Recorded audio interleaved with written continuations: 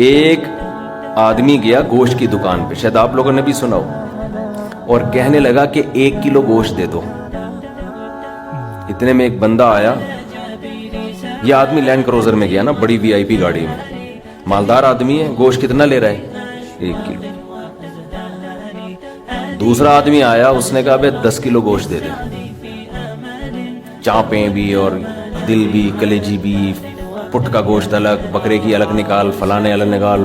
بڑے بھائی وہ کسائی اس کو چھوڑ کر اس کے پیچھے لگ گیا نا, اس کو پہلے گوشت بنا کے دیا. یہ جو 1 کلو والا تھا نا, 1 کلو والا, اس کو غصہ آیا کہ یار اس کو تو 10 کلو دے رہا ہے کم بخت, 10 کلو والے کو پہلے دے رہا ہے. اس نے کہا بھائی وہ اس کا آرڈر بڑا ہے, وہ پرانا کسٹمر ہے ہمارا. اس نے کہا یار اس کے پاس اتنا پیسہ کہاں سے آیا کہ اتنا ویسے گوشت لے کے جا رہا ہے. اس نے کہا بات یہ ہے کہ اس کی 4 بیویاں ہیں. اس کی کتنی بیویاں ہیں؟ 4 بیوی, چاروں بیوائیں, اور یہ چاروں بیویاں کسی مالدار آدمی کی بیویاں تھیں جو ان کے لیے بہت پیسہ چھوڑ کے گئے اپنی بیویوں کے لیے.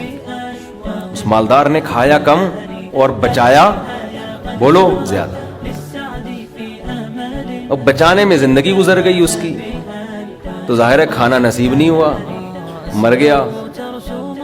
وہ مر گیا جب میں نے اس اسٹائل سے کہا نا, تو مجھے وہی یاد آ گئے لڈن جعفری, اللہ مر گئے دوبارہ زندہ ہو کے, کچھ اسٹائل اچھا تھا.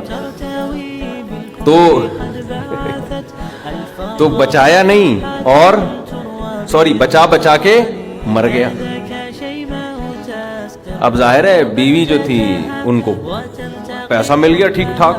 اب ان کے پاس پیسہ ہے, بندہ مارکیٹ سے شارٹ ہے. عورت کو ظاہر ہے پیسے کے ساتھ شوہر بھی تو چاہیے نا, اس میں بھی ڈیزائرز ہیں, اس کو بھی ضرورت ہے میاں کی. تو یہ غریب کا جذبہ تھا 4 شادیاں کرنے کا نا, تو یہ کرتا چلا گیا. پرانے والے کا سارا پیسہ کس کے پاس آ گیا؟ اب یہ بیوی کے خرچے پہ کھا رہا ہے, یہ بچا نہیں رہا, ظاہر ہے عورت کا پیسہ ہے. تو یہ دوسرے کے پیسے پر ان کی بیویوں سے شادی بھی کی ہوئی ہے, اور اس دوسرے کے پیسے پر کھا بھی رہا ہے. اس لیے یہ 10 کلو گوشت لے کے جاتا ہے. سمجھ رہے ہو؟ اس نے فوراً کہا میرے لیے بھی 10 کلو بنا دے. میں نہیں چاہتا میرے مرنے کے بعد میرا ہوا بچا پیسہ کوئی اور بے غیرت استعمال کرے, معذرت کے ساتھ. ابے پہلے خود تو کھاؤ. اس وقت جو تمہاری حاضر سروس بیوی ہے, بولو تم جب تک میری بیوی ہو تو کھاؤ, ٹھیک ہے نا, تم بھی کھاؤ میں بھی کھاؤں گا. مر گئے تو بھائی وہ اس کے لیے نکاح کا دروازہ, اور جب ہمارے بیانات چل رہے ہیں تو یہ تو اور دروازہ کھل گیا ہے. پہلے تو بیوہ کو رشتہ ہی نہیں ملتا تھا نا, اب تو بہت سی بیوہ ایسی مارکیٹ میں آ گئی ہیں, پیسہ بہت ہے, بندہ نہیں ہے, ہم اپنے خرچے پہ شادی کرنے کے لیے تیار ہے, کوئی شریف آدمی مل جائے ہمیں.